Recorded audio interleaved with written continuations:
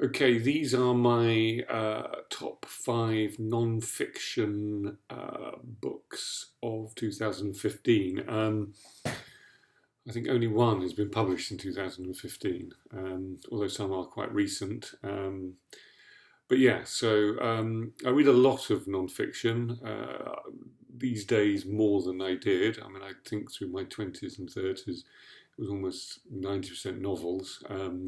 Now it's 50-50. I do tend to shy away from populist non-fiction. Um, but yeah, so what have I got here? So this one here is called The Hamlet Doctrine by Simon Critchley and Jameson Webster, and it is published by Verso. Simon Critchley is a professor at the New School in New York, and I do believe Jameson Webster was his wife. He's a professor of philosophy, she's a psychotherapist or psychoanalyst even. And essentially they look at Hamlet through the optics of philosophy and psychotherapy. And essentially this is essential reading for anyone who finds Hamlet a bottomless pit in terms of trying to get a handle on the genius of the play and the enigma of Hamlet himself. It's particularly good on the influence of Hamlet on Freud, and there's an amazing letter, an extract of a letter that's published here.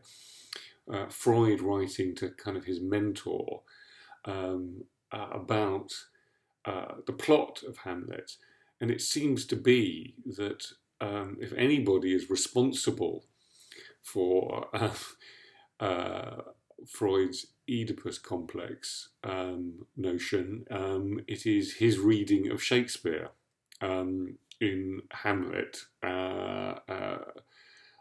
and being acted out, in the sense that obviously it comes from the Oedipus myth, but the idea that he sees the Oedipus being acted out in him wanting to kill his surrogate father, and sort of because of his in love with his mother, and there's a bit when he and she kind of seduce themselves, I think in Act 2, seduce each other or one can read it that way, and it feels as though that almost everything that Freud did came from a particular reading of Hamlet.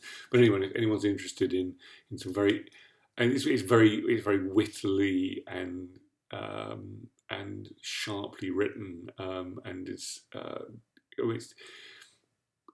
as deep as it gets. It's also fun to read, and I haven't actually finished it yet, but I will.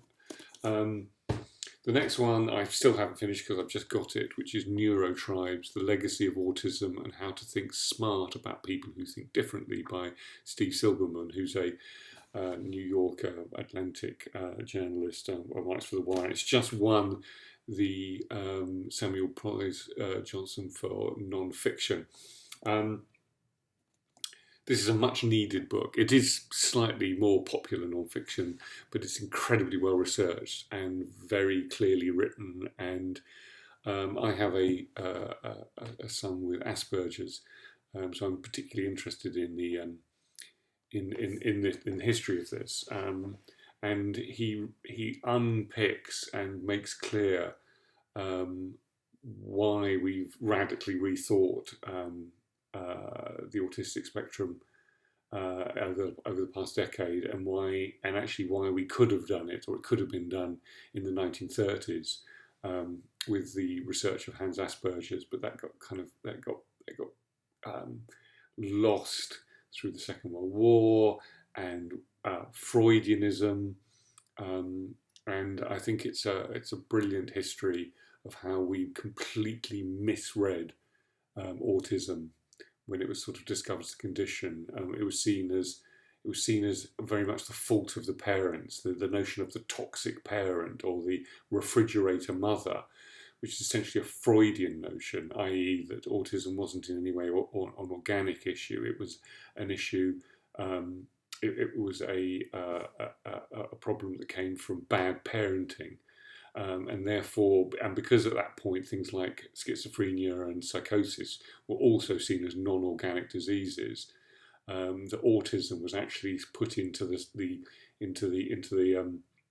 psychiatric arena rather than seen as just a different way of interacting and understanding with the world, and that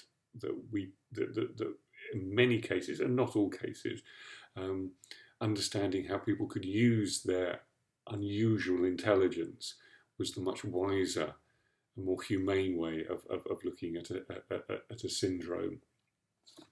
So that's an extraordinary book.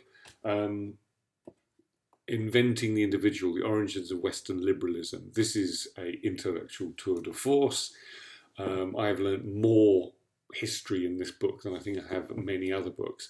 Essentially what it does is very much about the Western world. And it essentially says that our world view, or how we organise the world, started from the family and hierarchy, which was built into how the Romans and to a certain degree the Greeks saw society.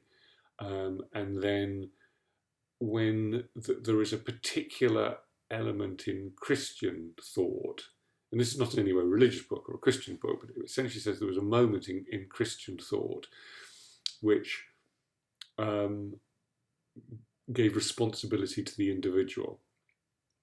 And in understanding that, the individual that we have over the last 2,000 years, very slowly, incrementally, and often with setbacks, tried to free the individual to make moral decisions for themselves, rather than a hierarchical society. Now, when one reads it, I mean, if one knows one's Western philosophy, you can see where Hegel got his sense of history moving towards greater freedom. And even though there is masses of this where you kind of go, but look at where we are now. And, we live in still live in a patristic and hierarchical and top-down society and whatever. But even so, you can see that very small movements have been made in order to kind of make it. We are freer now than we were then, and it is primarily been profound and subtle readings of the Christian proclamation, which has suggested that individual freedom and liberty is the greatest expression of being human.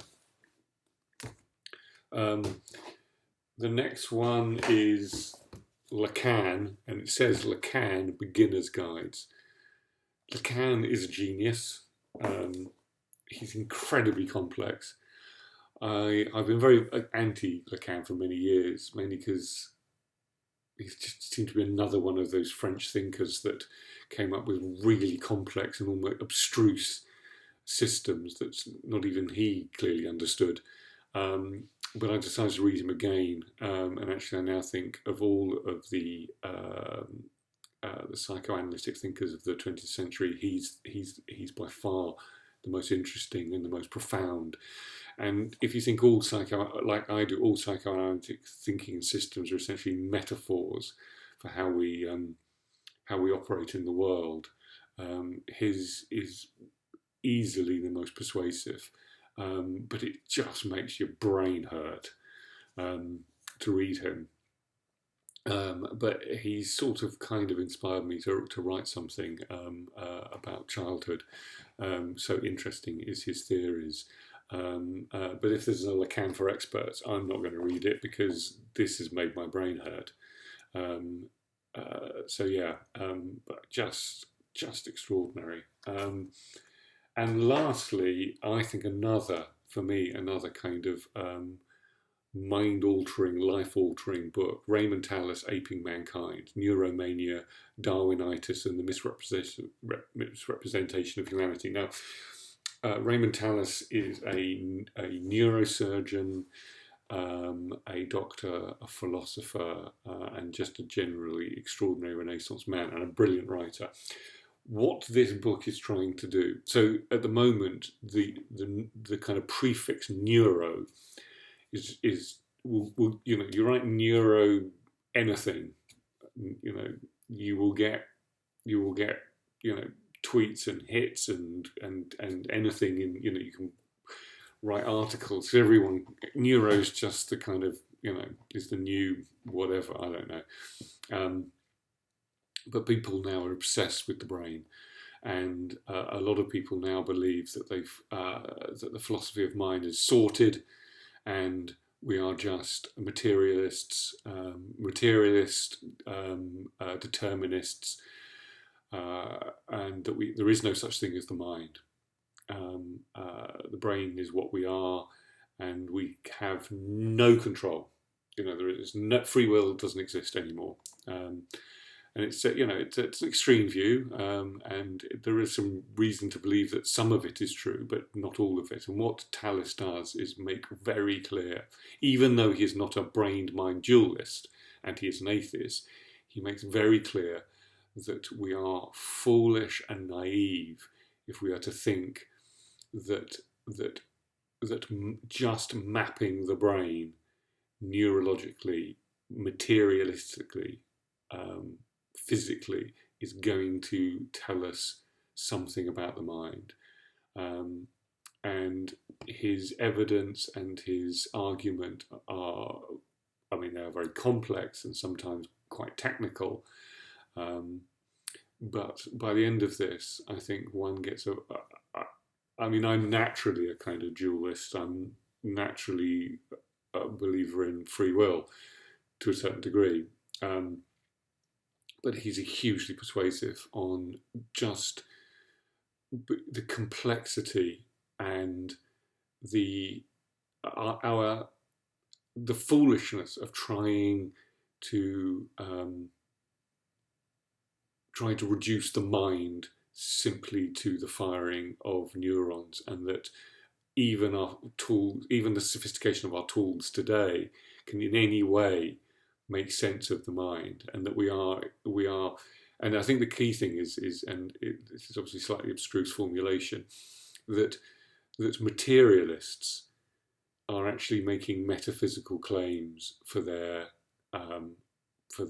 theories, because their theories are unproven, and so to claim them means that they've got to kind of go into the metadata and extrapolate from there. And I think that's a very important thing to point out, is sometimes you can't derive the meaning from the data. So anyway, through 5 fairly difficult works, although the Hamlet is actually quite a lot of fun, and the Autism work, I think, is very readable and very important. I think it's probably the most important in book of the 5 in terms of how we look at what is actually seen as the kind of autism revolution, in the sense that, you know, so many people are now thought to be on the spectrum, and I think it's correct that the spectrum is incredibly wide now.